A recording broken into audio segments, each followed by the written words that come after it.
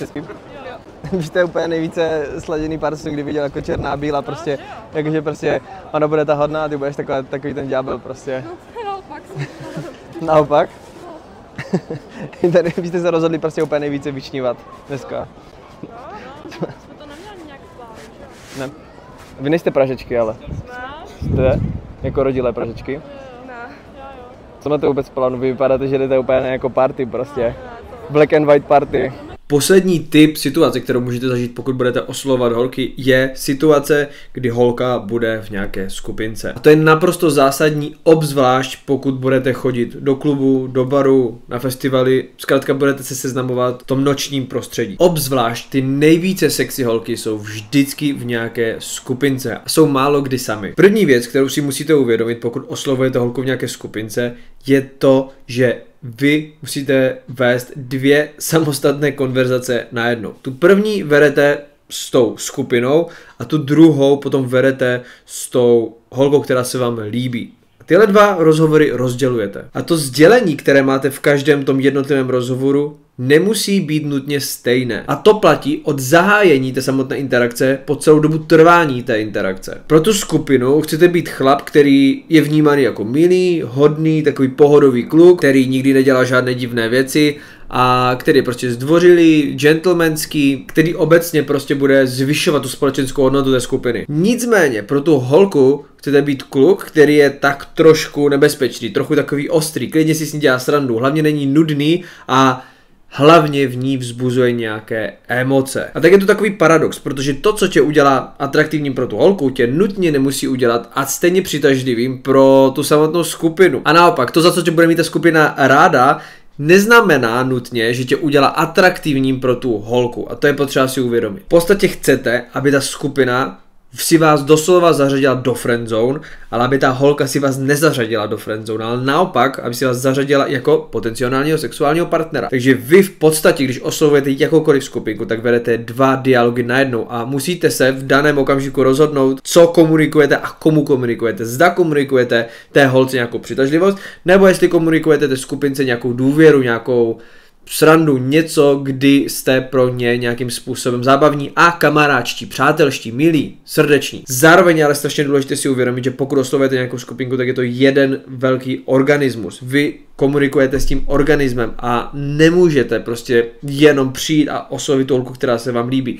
Právě často to děláme naopak, že první oslovíme tu skupinku a z začátku tak tu holku trošku ignorujeme, až potom se přesouváme pomalu postupně k té holce. Ale je strašně důležité si tu skupinku dostat na svoji stranu. Ideálně zjistit, kdo je šéf té skupinky, což je často ten největší extrovert nebo extrovertka, taková ta, co říká, hej, prostě ta, co nejvíce mluví, nebo ten, co nejvíce mluví a tímhle člověkem se spřáteli, to je strašně důležitý krok, protože to je často člověk, kterého ta skupinka bude vždycky následovat. V každé skupince je nějaká hierarchie a my si musíme vytipovat toho, kdo je tam ten boss, kdo je tam ten šéf a podle toho potom si s ním vytvořit takovou koalici. V žádném případě nesmíš být vnímán jako ten týpek, který se snaží ukrást tu holku z té skupiny nebo balit nebo něco podobného. Prostě za žádnou cenu se v té skupince nesmí nikdo cítit, že mu nevěnujete pozornost, že je odstrčený nebo nechtěný, protože potom vás ta skupinka bude okamžitě hodnotit negativně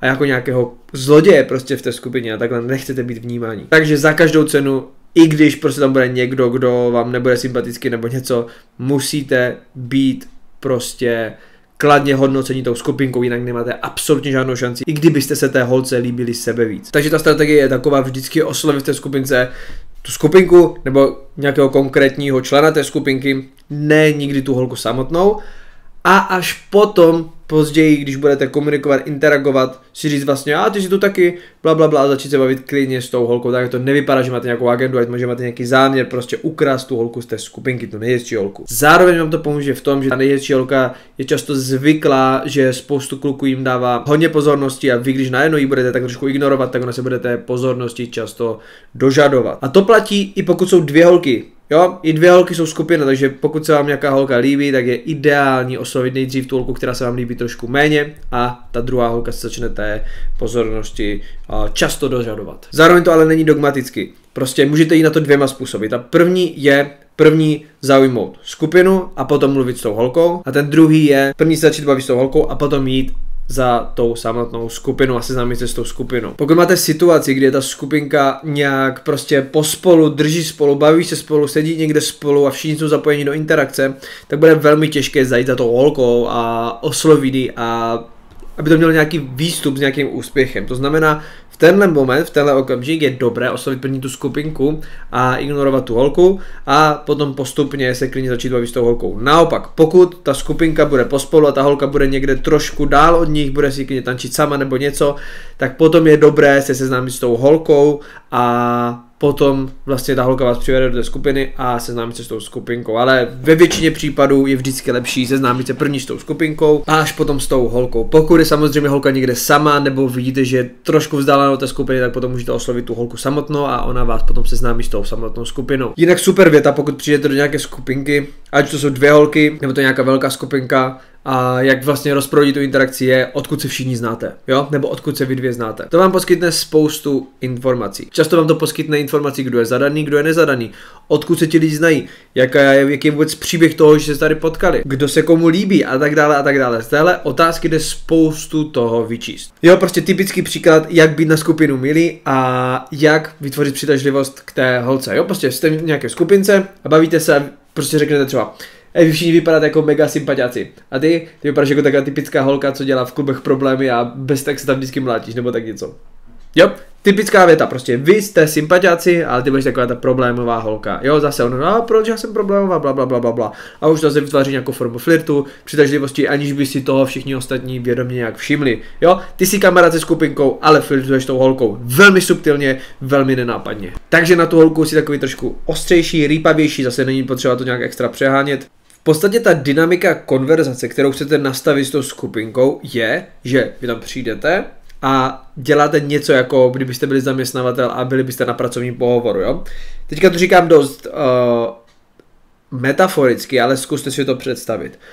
Oslovujete skupinku a jdete za ním, jako vy jste zaměstnavatel a jste na pracovním pohovoru a nabízíte jim nějaké místo ve vaší firmě na nízké pozici, kde vezmete tak nějak skoro každého. Jste přátelští, jste usměvaví a nabízíte jim, jakože hej, tady je prostě nějaké místo, klidně vás vezmu, vypadáte jako sympatiáci, let's go. Ale pro tu holku, která se vám líbí, nabízíte práci, která je ve vaší firmě velmi vysoko, je velmi žádaná a vy si ještě úplně tak nejste jistí, nebo si nemyslíte, že ta holka se na tu pozici hodí. Ale máte takový ten mindset, máte takové to nastavení, ale víš co, klidně přijď na pohovor. Je tam sice malá možnost, ale nějaká možnost tam je. To znamená, pro tu holku rozhodně není 100%, že vy ji vezmete na tu svoji vysokou pracovní pozici v té vaší firmě, ale vy se to snažíte nastavit tak, aby to pro ní byla výzva, aby se ona snažila investovat, aby se ona snažila kvalifikovat a zalíbit se vám. Kdežto ti kamarádi, ti už tam dávno zaměstnaní jsou skoro a na ty jste milí a už prostě s nimi vytváříte takový přátelský vztah. Kdežto tu holku se snažíte challengeovat, snažíte se jí vyzývat, snažíte se jí trošku provokovat, testovat a snažíte se nastavit tu interakci tak, aby ona se snažila zalíbit vám. Představte si situaci, jste někde v klubu, bavíte se s holkou, když se k ní nakloníte a řeknete, hej, ty vypadáš jako mega problémový typ. A počkej, to jsou tvoji kámoši? Čau, rád vás poznávám, bla bla bla, seznámíte se a teďka se s těma jejíma kámošima bavíte o ní. A vytváříte tu interakci, takže vy jste dobří kámoši s tou skupinkou, ale tak trochu popichujete tu holku tak, aby se ona snažila o vás. Takže s tou holkou nastavujete interakci muž a žena a s těma ostatníma lidma v té skupince nastavujete interakci kamarádi, prostě my jsme kamarádi. Jsme tým. Ideální je, potom později samozřejmě záleží, jestli jste v hlasitém klubu, nebo jestli se bavíte venku, nebo jestli se bavíte někde na náplavce, strašně záleží, ale ideální je, když zapojíte každého do té skupinky, aby si nikdo nepřipadal odstrčeně a aby nikdo neřekl tu větu, hej, tak co, přesunem se dále, nebo prostě jdeme někam jinam, jo, aby zkrátka chcete nastavit tu interakci tak, že pro tu skupinu jste takový ten ADHD společenský, příjemný, kamarádský, ale zároveň vysoce hodnotný, to znamená high value gay. Tak to je taková ta typické postavení, kterou chcete mít v té skupince, jo? Takový ten high value gay, ADHD high value gay prostě. Mluvíte s ním a bavíte se s každým, nemáte žádnou agendu na žádného jednoho člena té skupinky, ale jste tam takový ten prostě, jste tam proto, že jste od přírody jakoby společenský kamaráčtí a nic po té skupince nechcete. Nechcete být pro tu skupinku někdo, kdo je nějakým způsobem ohrožující, nebo někdo, kdo po té skupince něco chce, obzvlášť po té skupince nemůžete chtít tu nejvíce sexy holku, obzvlášť z začátku. Takže tenhle charakter toho ADHD high value geje vám velmi pomůže být v dobré dynamice s tou skupinkou. Zase na druhou stranu nemusíte pořád nutně zapojovat všechny lidi ve skupince, ale buďte si vědomi toho, když někdo dává nějaké špatné znamení v té skupince, to znamená, někdo jde na mobilu, vypadá, že se nudí, nebo někomu něco říká, že už by chtěl jít pryč, nebo to klidně řekne nahlas. Tohle jsou všechno signály toho, že jim nevěnujete pozornost a je potřeba se zajímat o všechny lidi v té skupince, protože všichni lidi jsme závislí na pozornosti ostatních lidí, obzvlášť, když tam přijde někdo nový a obzvlášť ty introvertnější holky nebo introvertnější lidi obecně nechtějí být nějak extra vyčlenění z té skupinky, protože tam přišli s těma lidmi, které často mají rádi a nechtějí, aby tam někdo narušoval tu skupinku. Ale kdežto, když vy se o ně budete zajímat, budete jim klidně dávat komplimenty, tak ti lidi si vás oblíbí a bude to mít daleko pozitivnější spád pro samozřejmě to seznámení s tou holkou, která se vám v té skupince líbí. Často se studentama děláme cvičení, že student jde oslovit skupinku studentů, kde se snaží vytvořit komunikaci se skupinkou a samozřejmě i s tím jeho cílem, s tou holkou, která se mu líbí. Každý má zvednutou ruku a v momentě, kdy někdo z těch studentů z té skupinky cítí, že mu ten chlap nevěnuje tolik pozornosti, ten student, tak dává ruku dolů. A v momentě, kdy on ucítí nebo uvidí vlastně, že dává ten jeden student ruku dolů, tak mu okamžitě začíná věnovat pozornost. To je skvělé cvičení, které můžete provádět třeba s parťákama a najednou si začnete vytvářet ten návyk toho, že musíte věnovat obzvlášť z začátku velkou pozornost všem lidem v té skupince, protože jakmile se jeden člověk ze skupiny rozhodne, že se mu nelíbíte, nebo že chce opustit to místo, že jste mu nesympatičtí, tak celá skupinka logicky bude následovat ho, budou se snažit opustit ten prostor a to potom je negativní pro ten samotný set, pro to samotné seznámení s tou holkou, která se vám líbí. Takže je to strašně důležité věnovat pozornost všem lidem z té skupinky. Protože stejná věc se potom děje v těch skupinkách, pokud je oslovujete. A ano, sice ti lidi všichni nemají zvednutou ruku, ale vidíte to, cítíte to, že někdo začne telefonovat, někdo začne být na TikToku, začne být na mobilu, začnou se rozhlížet, začnou prostě odcházet pomalu. A to jsou všechno signály, jak už jsem říkal, že jim nevěnujete dost pozornosti. Že celou dobu, pokud oslovujete tu skupinku, je potřeba mít na paměti a zvědomovat si to, jestli jsou nějakým způsobem zainteresovaní do té interakce, jestli nejsou odstrčení. Další důležitý faktor, pokud oslovujete nějakou skupinku, je to takový trik, který vám velmi pomůže zaujmout tu holku, která se vám líbí, je, že pokud je nějaká skupinka, představte si nějakou skupinku lidí a dejme tomu, že tady je holka, která se vám líbí. Pokud vy přijdete tady a začnete mluvit tady, bla na tu skupinku, jo, začnete mluvit tady, daleko od té holky, jak to mám teďka udělat? Vy jste tady a mluvíte na tu skupinku, ale ta holka je tady. To znamená, je velká pravděpodobnost, že ona vás neuslyší to, co říkáte. A každé slovo, které ona neuslyší, zase snižuje vaši hodnotu. Vy potřebujete, pokud budete oslovovat tu skupinku, dejme tomu, že tohle je ta holka, která se vám líbí, oslovit ji ideálně vedle ní. I když jí za začátku nevěnujete žádnou pozornost, je strašně důležitá a hodnotná. Je to taková malá věc, která dělá velké rozdíly, že ta holka vás uslyší to, co říkáte. I když jí nevěnujete pozornost a mluvíte se zbytkem té skupinky, tak otevírat tu skupinku po boku té holky, která se vám líbí.